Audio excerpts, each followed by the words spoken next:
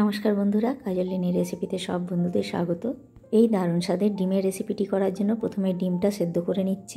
অপরদিকে কড়াতে হাফ চামচ পরিমাণ সরষের তেল গরম করে তাতে গোটা গরম মশলা ফোড়ন দিয়ে নাড়াচাড়া করে সুন্দর একটা ফ্লেভার এলে তাতে পরিমাণ মতো লবণ দিয়ে দিলাম, হলুদ গুঁড়ো দিলাম এবং নাড়াচাড়া করে হালকা ভাজা করে নেব। এরপরে সেদ্ধ করে রাখা ডিমগুলো খোসা ছাড়িয়ে ওই ভেজে নেওয়া মশলাতে দিয়ে দিলাম এবং নাড়াচাড়া করে ভাজা করতে থাকবো। গ্যাসের ফ্লেমটাকে লো টু মিডিয়ামে রেখে ক্রমাগত নাড়াচাড়া করে ডিমটাকে হালকা ভাজা করে নেওয়ার পর কড়ার এক সাইডে দিয়ে দিলাম ফুল 1 চামচ পরিমাণ আদা রসুনের পেস্ট এবং নাড়াচাড়া করে হালকা ভাজা করে নেওয়ার পর দিয়ে দিলাম 1 চামচ পরিমাণ লঙ্কা গুঁড়ো। অল্প পরিমাণ জল দিয়ে সমস্ত মশলাটা কষিয়ে নেব। দিয়ে দিলাম হাফ চামচেরও কম পরিমাণ হলুদ গুঁড়ো। অল্প আর একটু জল দিয়ে দিলাম। গ্যাসের ফ্লেমটাকে কমিয়ে রেখে মশলাটাকে কষাতে থাকবো।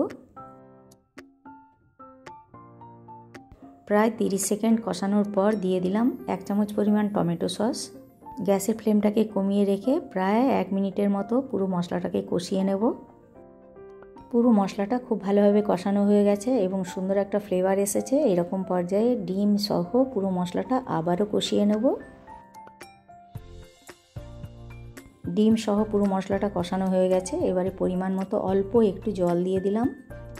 এইবারে গ্যাসের ফ্লেমটা লো টু মিডিয়ামে রেখে ক্রমাগত নাড়াচাড়া করে ডিমটাকে ফ্রাই করব।